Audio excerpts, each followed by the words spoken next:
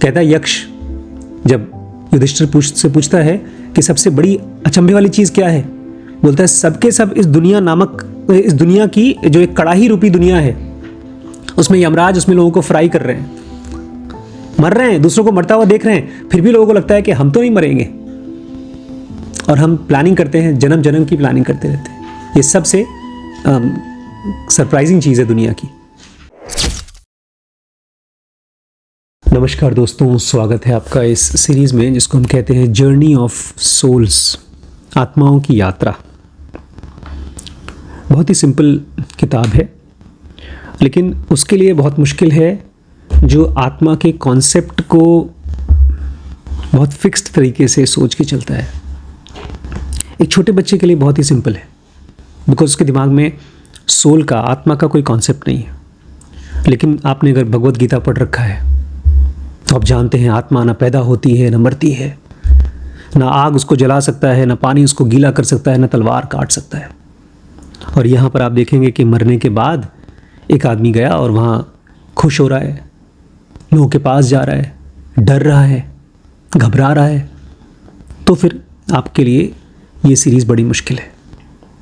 मैं इसको इसीलिए पढ़ पा रहा हूँ क्योंकि मैं अपनी बुद्धि, जो इंटेलेक्चुअलिटी होती है, जो मैंने कृष्णमूर्ति के समय समझा है या रमण महर्षि के समय पढ़ा है, उसको साइड करके पढ़ रहा हूँ।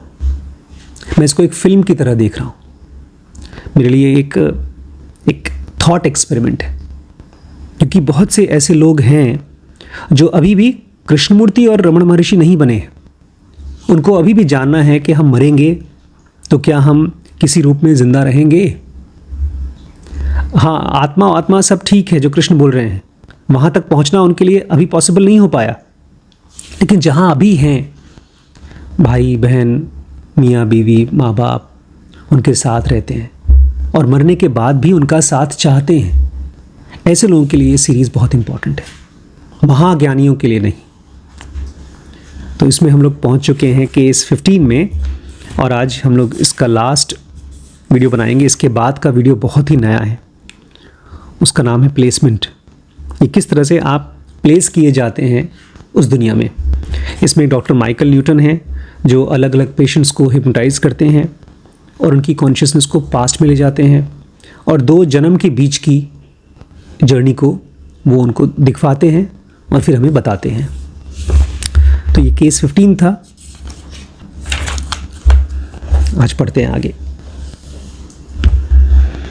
कह रहे हैं जब भी एक आत्मा ट्रांजिट करती है, उसका लास्ट फेज में हम लास्ट टाइम पढ़ा था, जब जाती है आत्मा, सबसे पहले होम कमिंग होता है, फिर उसको एक ऐसी जगह ले जाया जाता है जहाँ पर उसको हम लोग क्या नाम देते थे, डिवाइन एयरपोर्ट। फिर वहाँ से उसको ट्रांजिट किया जाता था। ये जो ट्रांजिट का मोमेंट है ख़ास तौर से उसके लिए बहुत इंपॉर्टेंट है जो यंग सोल है। एक यंग सोल की तो उम्र होती नहीं, तो यंग सोल कैसे कोई हो सकता है? मुझे इसका नॉलेज नहीं है ज़्यादा, इसको बहुत नॉलेज नहीं है। मतलब उसने बहुत कम पढ़ा लिखा है। हाँ, फिर स्पिरिचुअल प्रैक्टिस कम किया है। जैसे आप इसको एनलाइटेंड बोलते हैं। जैसे यहाँ पर 4 लोग हैं, तो इसमें सबसे यंग सोल कौन है? सबसे ज़्यादा मैच्योर सोल कौन है? तो यंग थोड़ी हुआ, मैच्योर तो ओल्ड हो गया। तो कौन सबसे मैच्योर है, कौन सबसे यंग है, बताइए। श्रवण भैया सबसे मैच्योर है। श्रवण सबसे मैच्योर है। और सबसे यंग कौन है? मैं। आप। वैभव, आपके हिसाब से सबसे यंग तुम हो? मैं सबसे मैच्योर हूँ।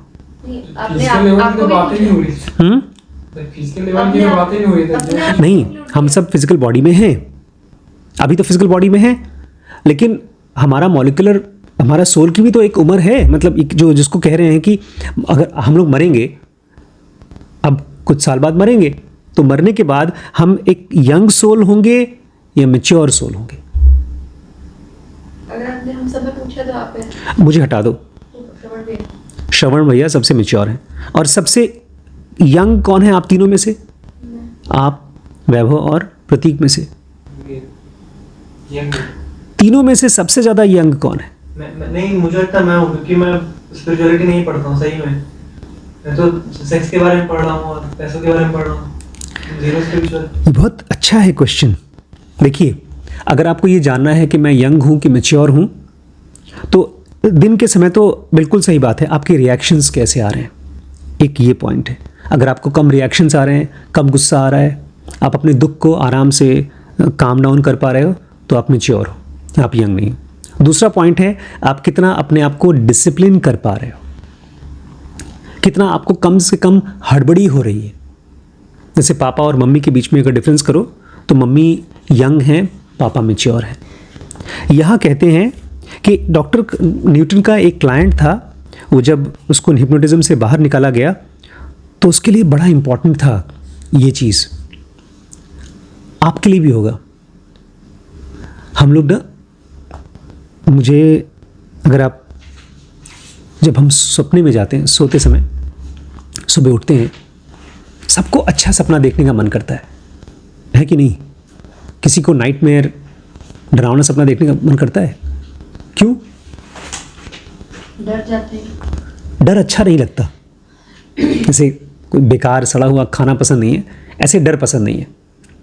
तो नेचर में कैसे एक बच्चे को मरने के बाद फील कराया जाए कि डरो मत, तुम किसी खतरनाक जगह पे नहीं आ गए हो मरने के बाद, कैसे कराएंगे आप?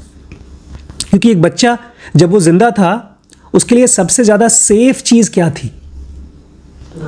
उसका अपना घर, उसकी अपनी कॉलोनी जहाँ पर वो खेलता कूदता था, उसके अपने दोस्त। इसलिए मुझे अभी भी जब कभी कभी नींद में जाता हूँ और सपना आता है, तो मैं अपने छोटे भाई बहनों के साथ में बचपन में जहाँ खेला करता था, वो दिखते हैं। इसीलिए जब हम लोग जगते हैं, ठीक है, बड़े हो गए, कमा रहे हैं, धमा रहे हैं, दूर दूर चले गए, लेकिन जब अपने भाई बहनों के साथ, कज़न्स के साथ जब बात करते हैं फ़ोन पे, तो बच्चे हो जाते हैं। कल मेरे एक कज़न का फ़ोन आया था, जैसे ही फ़ोन उठाया, वो परेशान होकर के बोले थे, यार बहुत तबीयत ख़राब हो गई थी, मैं एकदम डर गया था, बहुत परेशान हो गया था, पूरी रात परेशान था। मैंने उनको कोई इलाज नहीं बताया, इलाज तो उन्होंने करा लिया था, बट वो अपनापन फील होता है पीयर्स के साथ में। वो ऐसा नहीं कि सामने वाला कोई आपको कंफर्टेबल फील कराता है, आप उसके साथ इतना टाइम रहे हैं कि आप कंफर्टेबल फील करते हैं साइकोलॉजिकली। इसलिए कह रहे हैं कि एक हमारा क्लाइंट था जो बड़ा आदमी था, उसको जब मैंने हिप्नोटाइज किया, जब बाहर आया, तब वो बताता है मैंने सपने में क्या देखा कि मैं वापस घर पे आ रहा हूँ, ट्वाइलाइट के समय, शाम के समय। मैंने आसपास में कंट्री साइड, जैसे गांव का एरिया होता है, उसको पास किया। मैं उस गली में पहुंचा, मेरे सामने मेरे पड़ोसियों का विंडो, जो खिड़की थी वो खुली हुई थी, चमक रही थी, उसमें मैं लोगों को देख रहा था। और उसके आगे मैं चल कर गया तो ड्राइववे में मैंने अपना खुद का घर देखा। तो एक इमेच्योर सोल के लिए या एक यंग सोल के लिए बहुत इंपॉर्टेंट है कि वो उसको कंफर्टेबल फील कराया जाए मरने के बाद भी, और नेचर ये कराती है। कोई पूछता है, बहुत बार लोग पूछते भी, गरुड़ पुराण में तो बताया गया कि जो भी आप पाप करोगे उसकी सज़ा बड़ी खतरनाक तरीके से दी जाएगी। नहीं, ऐसा नहीं होता। नेचर स्कूल है, नेचर जेल नहीं है। डॉक्टर माइकल कह रहे हैं कि जब लोग, मतलब हिप्नोटाइज करके जब हम बाहर निकालते हैं, तो लोग कहते हैं कि गुच्छा था, झुंड था, दूर से लोगों का गुच्छा था, मैंने देखा झुंड था। लेकिन जब वो वहां पहुंचते हैं, तब वो नहीं कहते कि झुंड है, तब वो कहते हैं हम तो अपनी जगह आ गए। अच्छा, हम लोग कभी ऐसे कभी देखा है आप परिवार में कि जब आप अपने शादी वादी में जाने के लिए मन करता है, शादी कहीं फैमिली में शादी वादी हो रही है तो आपको जाने का मन करता है? क्यों? क्योंकि आपका गुच्छा है, वो झुंड है। दूर से आपको लगेगा कि वो मेरे लोग हैं, हालांकि आप उनसे लड़ाई भी करेंगे, हो सकता है उनसे बाद में कोर्ट कचहरी करके अपना ज़मीन की लड़ाई करेंगे, मुझे ज़मीन चाहिए, प्रॉपर्टी में हिस्सा चाहिए, लेकिन फिर भी हमको उनके साथ ही रहना है। तो डॉक्टर कह रहे हैं कि आप जब दूर से देखते हैं हिप्नोटिज्म में, तो आपको लोग दिखते हैं गुच्छे के फॉर्म में, लेकिन जब आप वहाँ पहुँचते हैं तो हर एक गुच्छा अपने आप में इंडिविजुअलिस्टिक हो जाता है। अगर कोई मुझसे पूछता है ना कि आपकी सबसे यंगेस्ट मेमोरी कौन सी है, मैंने आप लोगों को बताया है। कौन सी? वेरी गुड, इसको याद है। मैं साइकिल पापा लाए थे साइकिल, मैं उसको स्कूल से सीधे आते ही, स्कूल से खेलने वाला तो मेमोरी हाँ एक है, लेकिन वो बात का है। सबसे यंगेस्ट है, मैं साइकिल चला रहा हूँ और बड़ी पतली सी गली है बगल में, अगर मैं गिर गया तो धड़ाम से गिरूंगा, चोट लगेगी, लेकिन इतने कॉन्फिडेंटली चला रहा हूँ दोनों हाथ छोड़कर। अब शायद नहीं चला पाऊँ मैं बिना दोनों हाथ छोड़ करके साइकिल उस गली में। आज भी अगर मैं वहाँ जाऊँगा, इफ़को फूलपुर में पिताजी नौकरी करते थे, स्कूल था, आज भी जाता हूँ, कभी चाचा वहाँ रहते हैं अभी भी, वहाँ जाओ तो लगता है यार ये तो बड़ी कंफर्टेबल जगह थी। अभी भी कुछ पीसेस बचे हुए हैं। ऑथर कह रहे हैं लोगों को अपने स्कूल, अपने टाउन और अपने जहाँ पर एरिया रहते थे उसमें अपनापन महसूस होता है। ऐसा क्यों होता है कि उसमें अपनापन महसूस होता है? ज़्यादा टाइम वहाँ स्पेंड किया, वहाँ जो स्पेंड किया है वो सब एक गुड मेमोरी, एक हैप्पी इमोशनल मेमोरी बनी हुई है। वही मान लो आपने वो फिल्म देखी है सिक्स्थ सेंस, देखी है? वो एक बच्चा होता है, स्कूल जाता है, और पता है स्कूल में क्या दिखता है उसको? टीचर बोलती है यहाँ पर पहले लोगों को कुछ कुछ हेल्प किया जाता था। बच्चा क्या बोलता है? There is to hang here, there is to hang people here, लोगों को यहाँ फांसी लगाई जाती थी। टीचर बोलती है क्या बकवास कर रहे हो, ऐसी कोई न्यूज़ नहीं है। बोलता है मैं देख रहा हूँ लटक, 3 लोग लटके हुए मेरे आँख के सामने। उस क्लास में टीचर पढ़ा रहे हैं और उसको 3 लटके हुए लोग दिखाई दे रहे हैं। अब बेचारा वो स्कूल से क्या हैप्पी मेमोरी रहेगी उसकी। उसको बेचारे को ऐसी किस्मत थी कि उसको मरे हुए लोग दिखते ही थे, वो बात करते थे उससे। वो बिस्तर पे जाके छुप जाता था, फिर भी मरे हुए लोग दिखते थे। चर्च में जाता था, चर्च में मरे हुए लोग दिखते थे। एक मरे हुए आदमी ने उसकी हेल्प की, उसको इलाज किया। एक डॉक्टर मर गया था, उसका इलाज करता है। तो एक बच्चे को, मुझे लगता है ये बच्चा बहुत ही, मतलब स्टोरी है बट बच्चा बहुत मैच्योर होगा। बाद में ये भूतों को आराम से काउंसलिंग किया करता था। जैसे डॉक्टर मरीजों को देखता है, ऐसे भूतों की लाइन लगी हुई थी, मतलब जो मॉलिक्यूलर बॉडी में थे, किसी के चक्कू लगी है, किसी का सर फूटा हुआ है, सब लाइन से लगे हैं कि थोड़ा सा हमारे घर वालों से बात करा दो। बोलता हाँ ठीक है, अभी नहीं, मैं अभी पहले काम कर लूँ, उसके बाद तुमसे खेल कूद लूँ, उसके बाद तुमसे बात करूँगा। अरे बड़ी लास्ट सीन बहुत कंफर्टेबल है। लास्ट सीन फिल्म का इतना अच्छा है कि आपको खुद भूतों से डर खत्म हो जाएगा। हम इस दुनिया में ना बाइनरी लाइफ जीते हैं, इनके साथ कंफर्टेबल रहना है, इनसे डरना है। कुछ लोग हैं जो सांप बिच्छू से नहीं डरते, मगरमच्छ से नहीं डरते, वो बेसिकली हमारा बॉडी नहीं रिएक्ट करता। ये सारा का सारा खेल जन्म और मरण का खेल, डर का खेल है। यहाँ पर आते हैं, हम किसी से डरते हैं तो हम चूज करते हैं इनसे दूर पैदा होंगे, वहाँ जाकर फिर पैदा होते हैं, फिर किसी से डरते हैं। अच्छा, हम इससे भी डरते हैं कहीं ऐसा ना हो कि मेरे साथ ऐसा हो जाए, मैं गरीब रह जाऊं या मेरा परिवार मुझसे छिन जाए। जिन चीज़ों से आप डरते हैं आप उससे दूर भागने की कोशिश करते हैं, बट उस चक्कर में आप इसी कड़ाही में ही घूम रहे हैं। कहता है यक्ष, जब युधिष्ठिर से पूछता है कि सबसे बड़ी अचंभे वाली चीज़ क्या है, बोलता है सबके सब इस दुनिया की जो एक कड़ाही रूपी दुनिया है, उसमें यमराज उसमें लोगों को फ्राई कर रहे हैं, मर रहे हैं, दूसरों को मरता हुआ देख रहे हैं, फिर भी लोगों को लगता है कि हम तो नहीं मरेंगे, और हम प्लानिंग करते हैं, जन्म जन्म की प्लानिंग करते रहते हैं। ये सबसे सरप्राइजिंग चीज़ है दुनिया की। बताया ना यक्ष कब मिले थे दुर्योधन से, उनसे युधिष्ठिर से? चारों भाई मर गए थे, खाली यही सवाल का जवाब दिए थे तब जाके बचे, नहीं तो सब मर गए थे। महाभारत का सीन है ये। इनको पानी पीना था और एक पानी के तालाब के बाहर एक यक्ष था, एक डिवाइन एंटिटी थी। उसने कहा पानी पीने से पहले तुम्हें मेरे सवाल का जवाब देना होगा। 3-4 सवाल पूछे थे, तो बाकी चारों भाइयों ने, अर्जुन, भीम, नकुल, सहदेव, सब ने बोला बकवास मत करो, हमें जवाब नहीं देना। पानी पीने लगे, मर गए।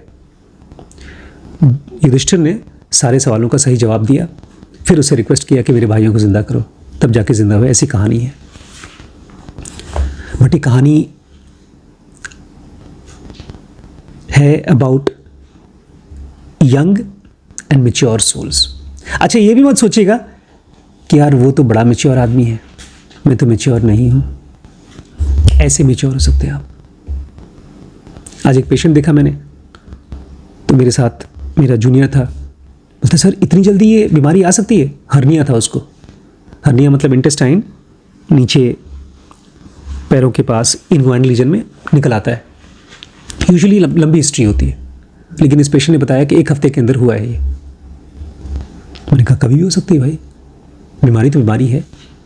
यूजुअली वेट लिफ्टिंग में होती है। हाँ, जब मसल्स कमज़ोर हो जाते हैं, आप बहुत ज़्यादा वेट उठाते हैं, या प्रेगनेंसी के दौरान भी मसल्स कमज़ोर हो जाते हैं, उससे भी हर्निया होता है। बट कभी भी हो सकता है। इसका उल्टा भी है, आप किसी भी टाइम मैच्योर हो सकते हैं। जैसे आप अपने आप को लखीमपुर आने के बाद और लखीमपुर से पहले डिफरेंस देखिए। शायद पहले होते तो बोलते मैं सबसे ज़्यादा मैच्योर हूँ बड़े पापा। अब आप कहेंगे नहीं, मैं इतना मैच्योर नहीं हूँ। ये साइन ऑफ मैच्योरिटी है। जब एक आदमी अपने आप को मैच्योर नहीं बोलता है, जेन्युइनली बहुत से लोग अपना दिखाने की कोशिश करते हैं, यार मैं अभी इतना मैच्योर नहीं हूँ, मैं तो आपके पैरों की धूल हूँ।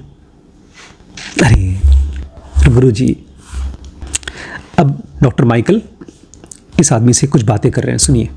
अब तुम वहाँ से निकल कर चले गए हो और एक जगह पर रुक गए हो, स्टेशनरी हो। अब तुम्हें क्या क्या चीज़ें दिख रही हैं, क्या महसूस हो रहा है? अच्छा, ये वहाँ से निकला नहीं है अभी तक, डिवाइन एयरपोर्ट पे ही है। बोलता है बहुत बड़ी जगह है, बहुत बड़ी, और यहाँ पर बहुत से लोग हैं मेरे आसपास में। कुछ लोग हैं जो फेमिलियर हैं और बहुत से नहीं। पता है गांधी जैसे लोग या कृष्णमूर्ति जैसे लोग क्यों शादी नहीं करते? क्योंकि उनके लिए सब एक ही बराबर है। गांधी जी ने अपनी नौकरी छोड़ दी थी, 3rd क्लास के डब्बे में बैठकर पूरे इंडिया घूम रहे थे, क्योंकि उनको इंडिया जानना था। पर वो तो शादीशुदा थे। हाँ, वो तो शादीशुदा थे, लेकिन ऐसी शादी भी क्या जो अपनी बीवी के साथ घूम फिर नहीं रहे हैं, मौज मस्ती नहीं कर रहे हैं, रील्स नहीं बना रहे हैं। उसको घुमाना चाहिए ना, सूट वूट पहन के टाइम पास करना चाहिए ना। वो पहने हैं अपना धोती, ऊपर भी कुछ पहनते नहीं थे, और अपनी बीवी से जबरदस्ती टॉयलेट साफ करवाते थे। बच्चे उनसे दुश्मनी करते थे। गांधी जी के सारे बच्चे उनसे नाराज़ रहते थे, क्योंकि कुछ पैसा रुपया कमाते नहीं थे, कुछ छोड़ के गए नहीं। महात्मा आदमी, परिवार के लिए पसंद नहीं थे। ऐसे आदमी से तुम शादी करोगी? गांधी जैसे आदमी से? बताओ। और तुम बोली शादीशुदा थे, क्या फ़ायदा ऐसी शादी का? तो कह रहे हैं बहुत से लोग हैं मेरे आसपास में, कुछ हैं जो फेमिलियर हैं, अदर्स आर नॉट। जब आप लोगों से ऐसे मिलते हो कि सब आपका परिवार है, तब ऐसी कंडीशन आपके साथ नहीं आएगी। इनके साथ क्या हो रहा है? कुछ हैं जो फेमिलियर हैं, अदर्स आर नॉट, बाकी नहीं। डॉक्टर बोल रहे हैं जिनको तुम भीड़ बोल रहे हो, जो तुमसे फेमिलियर नहीं है, तुम्हारी जान पहचान के नहीं है, उनके पास जाके देखो। बोलते क्या बकवास करे, मैं नहीं जा सकता वहां पर। डॉक्टर पूछते हैं व्हाट इज द प्रॉब्लम, क्यों नहीं जा सकते? I am not suppose to, you can't just go off anywhere. बोलते मैं जा नहीं सकता, ऐसा थोड़ी कि तुम कहीं पर भी जा सकते हो वहां पर मरने के बाद। But you have reached your destination. Doctor बोलते लेकिन तुम तो अपने घर पहुंच गए हो ना, डेस्टिनेशन पे पहुंच गए हो। It doesn't matter, I don't go over there. Again points finger at the mental picture. बोलते वो तो ठीक है, मैं अपने घर पहुंच गया, लेकिन वहां दीवार को पॉइंट कर रहे हैं सोते सोते सपने में, मैं वहां नहीं जा सकता, वहां नहीं जा सकता। इसके पहले आपको याद है, इसके पहले अपने पिता के पास जाना चाहता था लेकिन जा नहीं पा रहा था। पिछले वाले वीडियो में था। डॉक्टर पूछते हैं क्या ये पिछली बार जो तुम अपने पिता के बारे में बात कर रहे थे, जो मैसेज तुम रिसीव किए थे, उसी से रिलेटेड है, तो तुम वहाँ नहीं जा पाओगे? Yes it does. ये बेचारा अपने पापा से मिलने नहीं जा पा रहा था। मरने के बाद इसके पिता उसको दिख रहे हैं, लेकिन उनके पास नहीं जा सकता था। बेचारा डॉक्टर समझने की कोशिश कर रहा है। इसका मतलब ये है कि तुम जैसे यहाँ पर इस दुनिया में हम सबके पास बड़ी फ्रीडम है, हम कहीं पर भी घुस सकते हैं। हम ऑफिस आएँ, जब मर्जी हो तब आएँ, जब मर्जी हो तब जाएं। 2 दिन काम करना है काम करें, फिर छोड़ दें, बोले हमको नहीं करना है। इनके बाप का राज तो चलता ही है। हालांकि हमारे ऑफिस में वहाँ नहीं चलता है ना। इनके बेचारे बाप का राज नहीं चलता, इनको सुबह सुबह पहुँचना पड़ता है, रात तक काम करना पड़ता है। लेकिन धरती पे हम सबको बड़ी फ्रीडम है, वहाँ पर नहीं है। डॉक्टर कह रहे हैं इसका मतलब ये है कि हम सब लोग आर्बिट्रली मतलब जो मर्जी आए वो कहीं पर भी जाना चाहते हैं, जा नहीं सकते। तो ये आदमी कहता है नहीं सुनो, वो जो बोल रहे हो ना वहाँ जाने के लिए, वो मेरा ग्रुप नहीं है। ये ऐसे ही है जैसे कि मैं आपसे कहूँ सामने वाले के घर में चले जाओ, देखो दिखाई दे रहे हैं वो लोग हैं, जाओ मिल के आओ। नहीं जा सकते आप, किसी के घर में कहाँ से घुस सकते हो? तो डॉक्टर बोलते हैं ये वहाँ नहीं जा सकता। ये क्या है वहाँ जहाँ तुम बोल रहे नहीं जा सकता? कहता साफ साफ बात ये है, वो देख रहे हो ये उनकी जगह है, ये हमारी जगह है। हम वहाँ नहीं जा सकते, वो यहाँ नहीं आ सकते। हम सब अलग अलग गुच्छे के हिस्से हैं। Who are they? तो ये डॉक्टर पूछते हैं वो जहां तुम नहीं जा सकते वो क्या है, वो कौन है? बोलते हैं वो कौन है? वो लोग हैं जो मेरे ग्रुप के हिस्से नहीं। और फिर अचानक से बोलते हैं अरे देखो कुछ लोग मेरे दोस्त हैं जो मेरे ग्रुप के हिस्से हैं, वो मेरे पास आ रहे हैं। डॉक्टर बोलते हैं अच्छा जो तुम्हारे पास लोग आ रहे हैं ये वही लोग हैं जो तुम्हारे साथ पिछले जन्म में इन्वॉल्व थे। More than one life I tell you with pride they are my people. बोलते हैं अरे पिछले जन्म में नहीं, पिछले कई जन्मों मेरे साथ इन्वॉल्व थे। आपको कभी ऐसा फीलिंग आया है किसी को देख करके कि ये बंदे के साथ मैं पिछले एक जन्म में नहीं कई जन्मों से कनेक्टेड हूं? कभी आया है? नहीं, मुझे तो बहुत साफ साफ है। डॉक्टर रिम्पी के साथ, शिरीष के साथ, गरिमा वैभव के साथ, नहीं मजाक नहीं कर रहा हूं। जिनके साथ आपका खाली एक जन्म का रिश्ता होता है उसमें आप कंफर्टेबल नहीं होते बात करने के लिए। आज एक भाई साहब ने बात की मुझसे, ऑलमोस्ट 1.5 घंटे बात की, और पता है क्या बोलते हैं? मैंने 40 साल 45 साल की उम्र तक आज तक इतना ओपनली अपने बारे में किसी से नहीं बताया, बिना डर के मैं आपसे बात कर रहा हूं। बोलते हैं मैं आपको अपने बड़े भाई जैसा मान के बात कर रहा हूं। क्यों? बिकॉज वो जो कंफर्ट आता है किसी के साथ में, साइकोलॉजिकल कंफर्ट, वो तभी आता है जब आप उसके साथ 1 बार 2 बार 3 बार कई बार इन्वॉल्व हो। और बहुत बार ऐसा भी होता है कि आपके माता पिता वो नहीं होते, आप उनसे अपनी सारी बातें नहीं बता पाते, लेकिन आपके पियर्स, आपके भाई बहन, आपकी गर्लफ्रेंड, आपकी वाइफ, और अगर आप समझदार हैं तो आपके बच्चे भी। जैसे मेरा बेटा अगर मुझसे बोलता है बड़े पापा सेक्स ऐसे किया जाता है, किस सेक्स का हिस्सा है? मतलब आप कंफर्टेबली बात कर पा रहे हो किसी भी टॉपिक पे, इसका मतलब आप पिछले कई जन्मों में साथ में कंफर्टेबली रहे हो। इसी को बोल रहा है ग्रुप, ये मेरा ग्रुप है।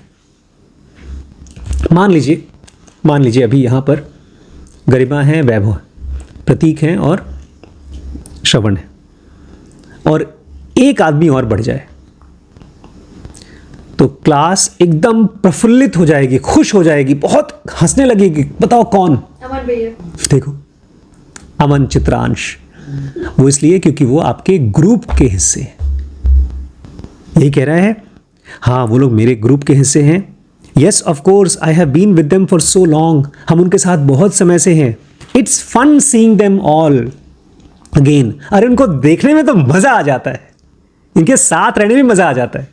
जब बेचारा अमन आता है रात को 1 बजे 2 बजे 3 बजे तक लोग बैठ के ऊनो खेलते हैं, ताश खेलते हैं, मजे मस्ती चलता है, और वो अपना हिप्नोटिज्म में है, इतना खुश है। तो डॉक्टर बोलते हैं मैं थोड़ा सा उसको एंजॉय करने देता हूँ, हिप्नोटिज्म में भी डिस्टर्ब नहीं करता हूँ।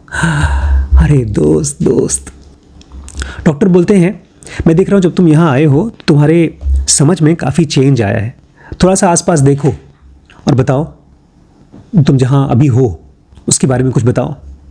ये ऐसा हो गया है जैसे कि मैं आपसे कहूँ देखो तुम लोग यहाँ लखीमपुर आ गए हो और तुम लोग को अब कंफर्टेबल घर में हो, तो अब थोड़ा सा जाओ काम करके आओ, सरकारी ऑफिस में जाके काम करके आओ, हॉस्पिटल में, सब्जी मार्केट में काम करके आओ।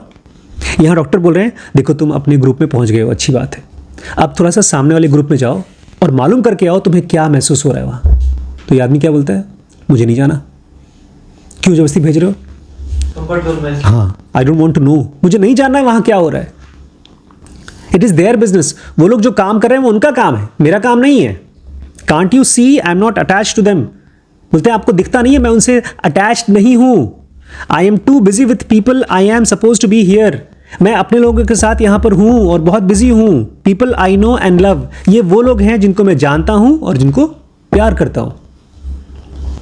पर इसमें कुछ को मतलब कोई दिक्कत है क्या जब ये ऐसा कुछ कर रहा है? यहाँ पर नहीं, किस डॉक्टर जब बोल रहे हैं ये आदमी, जैसे यही तो हम लोग करियर में भी करते हैं, मैं वो पढ़ाई क्यों करूँ? हाँ, तो ये जब ये सब कह रहा है तो ये कहना चाहिए कि इंसान को कि नहीं कहना चाहिए? नहीं, एक खास चीज़ हो रही है। ये डॉक्टर उसको उस ग्रुप में इसलिए भेज रहा है क्योंकि उस ग्रुप में इसके पिता हैं और ये अपने पापा के पास ही नहीं जाना चाहता, जाना ही नहीं चाहता, और बोल रहा है मैं उन लोगों से अटैच नहीं हूं। देखिए कह रहा है I do see but a few moments ago you are quite distressed at not being able to get close to your father. बोलते हैं देखो मैं तुम्हें इसलिए भेज रहा हूँ क्योंकि तुम्हारे पिता उस ग्रुप में हैं और तुम उनसे नहीं मिल पा रहे थे, इस बात से तुम परेशान थे। I know now he has his own gathering place with people. तो बोलते हैं हाँ ठीक है, परेशान थे, लेकिन अब वो अपने लोगों के साथ हैं। जैसे हमारे पापा अगर अपने भाइयों के साथ हैं और खुश हैं, हंसी मजाक कर रहे हैं, तो हम बोलेंगे तुम अपना हंसी मजाक करो, मैं अपने ग्रुप के साथ मजाक करूंगा।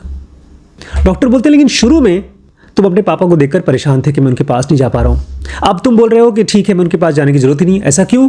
तो ये आदमी बोलता है मुझे पता नहीं, शुरू में मर के जब ऊपर आया तो मुझे लगा हाय राम ये क्या हो गया मुझे, और मैं शॉक में था, तो मुझे लग रहा था मैं पिता के पास जाऊँ, लेकिन अब धीमे धीमे मुझे समझ में आ रहा है क्या है, चीज़ें कैसे होती हैं, मुझे कहाँ रहना चाहिए, मेरा घर कहाँ है। डॉक्टर पूछते हैं मरने के बाद तो गाइड भी होता है, वो तुम्हें सब समझाता है तुम्हारे पिता के बारे में, तो वो क्यों नहीं था? मतलब पता नहीं कि मरने के बाद चीज़ें बड़ी सिंपल होती हैं, लेकिन वो कॉम्प्लिकेटेड कैसे हो जाती हैं? हम कर देते हैं। कैसे करते हैं? बकबका करके। मेमोरीज, ऑब्वियसली मेमोरीज से हम जब मरते हैं तो वहाँ पर मेमोरीज होती हैं, इस फिजिकल वर्ल्ड में वही मेमोरीज क्या बन जाती हैं? बकबक। आपको किसी को समझना है तो बकबक मत करिए, आपको किसी को अपनी बात समझानी है बकबक मत करिए, कम से कम बकबक करिए। ये कह रहा है डॉक्टर को कि तुम इतना कॉम्प्लिकेट क्यों कर रहे हो यार, वो पिताजी है उनका ग्रुप का हिस्सा है, मैं अपने ग्रुप के पास पहुंच गया हूं, तुम्हें क्या टेंशन हो रही है, मुझे जबरदस्ती वहां क्यों भेज रहे हो? कॉम्प्लिकेट मत करो चीज़ें बहुत सिंपल हैं, और अगर मुझे उनके साथ कांटेक्ट करना होगा तो मैं माइंड से कर लूँगा, हो जाएगा, लेकिन जब ज़रूरत होगी तब। Why are you being so difficult, I am suppose to stay here, मुझे तुम वहाँ भेजने की कोशिश मत करो, मुझे यहीं रहना होगा, यही मेरा घर है। डॉक्टर बोलते हैं I prod the subject once more to gain additional information and you don't just drift over to those other groups for visits. Doctor बोलते अच्छा सुनो यार सुनो, क्या तुम ऐसे ही ड्रिफ्ट करके वहां जाके देख के आओ कैसा है वहां? No, you don't do that, you don't go to their groups and interfere with their energy. बोलते हैं यहां ऐसा नहीं चलता है, किसी के भी घर में घुस जाओ, किसी के भी ग्रुप में घुसकर उनकी एनर्जी को डिस्टर्ब मत करो, यहां ऐसा नहीं होता। धरती पे कर लो, तुम किसी के घर में तुम अटैक कर लो, किसी से लड़ लो, लेकिन वहां पर मरने के बाद आप एक ग्रुप के दूसरे ग्रुप के हिस्से को डिस्टर्ब नहीं करता, इसलिए वहां पर कोर्ट कचहरी नहीं होती। कितना अच्छा सिस्टम है मरने के बाद। तो अगर मुझे दूसरे ग्रुप में जाना है तो कैसे जाऊं? यही तो डॉक्टर बोल रहा है, अगर जाने की जरूरत होगी तो आप जा सकते हो, ये हम कल पढ़ेंगे। अच्छा, मतलब ये आदमी जाना चाहता है लेकिन डॉक्टर मना कर रहा है कि डॉक्टर कह रहा जाओ और आदमी डॉक्टर बोल रहा है जाओ, ये आदमी बोल रहा है क्यों जाऊं, अभी जाने की जरूरत ही नहीं है।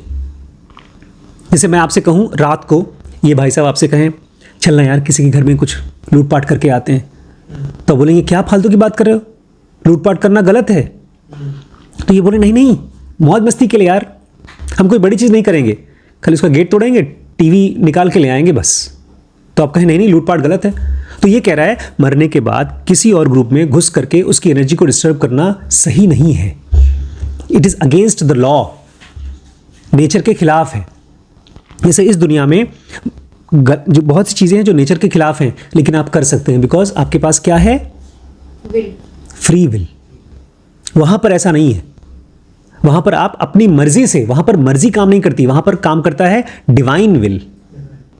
तो जब ये आदमी कहता है कि तुम उनके साथ अपने माइंड से कनेक्टेड हो, तो क्या जब माइंड से उनको कांटेक्ट करोगे तो उनकी एनर्जी को डिस्टर्ब नहीं होगा?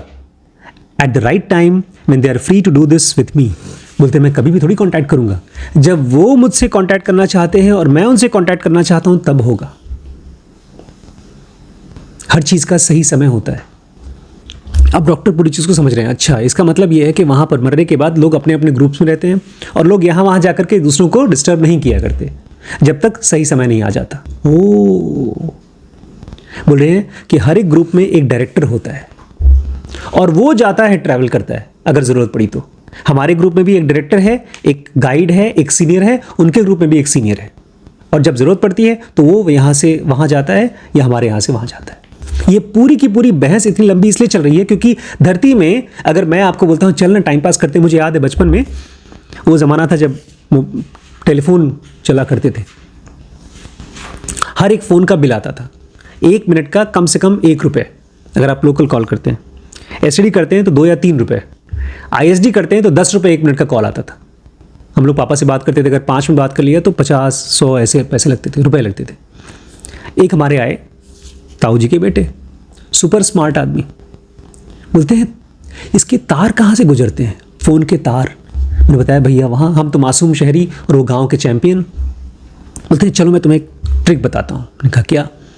फ्री में फ़ोन पे कैसे बात किया जाता है। मैंने कहा फ्री में कैसे बात करते हैं? ये सच्ची घटना है। रात को जब सब सो गए 12-1 बजे, वो बिल्डिंग थी जिसमें कि 30-40 फ्लैट थे, बाहर गए जहाँ सब तारें जाती हैं, उसमें से एक तार खोला, उसका बाहर का जो वो रहता है स्किन, वो निकाला और फ़ोन लेकर आए, उसके साथ जोड़ लिया, किसी और का फ़ोन। फिर फ़ोन लगाया, एसटीडी फ़ोन लगा रहे हैं, लोकल फ़ोन लगा रहे हैं, हमारे फ़ोन से नहीं, किसी और के फ़ोन से। अरे तुम किसी और के फ़ोन से किसी को फ़ोन लगा रहे हो, पैसे तो उसके जा रहे हैं, बिल तो लग रहा है उसका, अपना थोड़ी लग रहा है यार। और कोई ज़रूरत की बात नहीं, ऐसे ही फालतू में किसी फिल्म एक्टर का नंबर लगा लिया। उस समय येलो पेजेस हुआ करता था और येलो पेजेस में सबके नंबर हुआ करते थे, हमारा भी नंबर था उसमें। अमिताभ बच्चन का नंबर है, शाहरुख खान का नंबर है, सब हीरो हीरोइन का नंबर है। फ़ोन लगा करके किसी हीरोइन को, हेलो हमने आपकी पिक्चर देखी है। अब वो बोलती है you shut up you rascal, भाई are you calling at this hour the light. अरे यार डिम्पल कपाड़िया की आवाज सुन ली, हम बड़े खुश। ये तो छोटा मोटा गलत काम था, इस धरती पे आप बड़े बड़े गलत काम कर सकते हैं क्योंकि आपके पास है फ्री विल। शादी करना है तो करेंगे, नहीं तो नहीं करेंगे। काम करना है तो करेंगे, नहीं तो नहीं करेंगे, हमारी मर्जी है यहाँ पर। लेकिन वहां पर आपके पास फ्री विल नहीं है। आप दूसरों की फ्रीडम को इन्फ्रिंज नहीं कर सकते, दूसरों की स्पेस को परेशान नहीं कर सकते। मरने के बाद पापा जी आकर आपको जगाएंगे नहीं, वो अपने ग्रुप में सोते रहेंगे, जगते रहेंगे, जो कुछ करेंगे, लेकिन आपको डिस्टर्ब नहीं कर पाएंगे क्योंकि आप रहेंगे अपने ग्रुप के साथ। रात को 12 बजे तक पिक्चर देखेंगे, उसके बाद सुबह जब मर्जी उठेंगे नहीं उठेंगे। बड़ा कंफर्टेबल दुनिया है मरने के बाद। डॉक्टर बोलते हैं लेकिन इससे तुम्हें ये नहीं लगता कि बड़े बंधे बंधे से हो, अपने ही ग्रुप में फंसे हो, कहीं बाहर जाना है तो जा नहीं पा रहे हो? Oh no, there are great expanses of space and such a sense of freedom here as long as we pay attention to our rules. बोलते हैं बंधन का सवाल ही नहीं है। आप अगर अपने ग्रुप में भी हैं तो भी इतना फैला हुआ ग्रुप है कि आप आराम से ट्रैवल कर सकते हो, लेकिन दूसरे के ग्रुप में नहीं घुसना। आपको अपने रूल्स को फॉलो करते रहो, pay attention to their rules and you are free here. जैसे आपका घर है, छोटा घर नहीं है, वहां पर बहुत बड़ा घर है, एक आध टॉयलेट बाथरूम नहीं, वहां पर जितने चाहिए उतना सब कुछ है, बट दूसरों को इंटरफेयर आप नहीं कर सकते। डॉक्टर बोलते हैं और मान लो कोई आदमी दूसरे के ग्रुप में घुसे तो, कोई रूल ब्रेक करे तो, the teacher helps us otherwise we would be lost. वो तो टीचर होते हैं वहां पे, नहीं तो हम खो जाएंगे। डॉक्टर कहते हैं जब तुम शुरू में यहाँ आए थे, मतलब हिप्नोटिज्म में एकदम, तो तुम कंफ्यूज थे, लेकिन अब तुम काफ़ी क्लियर हो। तो ये आदमी कहता है अरे यार ये बहुत बड़ी जगह है, अगर छोटा सा ग्रुप भी है तो भी जगह बहुत फैली हुई है, इसलिए खोना भटकना बहुत आसान था। थोड़ा देखो आसपास में कि तुम्हारे आसपास की दुनिया आत्माओं से क्राउडेड नहीं है, भीड़ भड़का नहीं है, हंसता है। यहाँ पर हम लोग भटकते हैं, कभी कभी रास्ता भटक जाते हैं लेकिन अपनी गलती की वजह से, लेकिन यहाँ पर कभी भी क्राउड नहीं होता। बहुत बड़ी जगह है ये। यहाँ तो आपको 1-1 स्क्वायर फीट का पैसा देना पड़ता है, वहाँ पर अफरात है, बहुत जगह है। तो ये था इस आदमी के साथ बातचीत। तो आप उन लोगों के साथ रहते हैं जिनके साथ आपका जन्मों जन्मों का साथ होता है,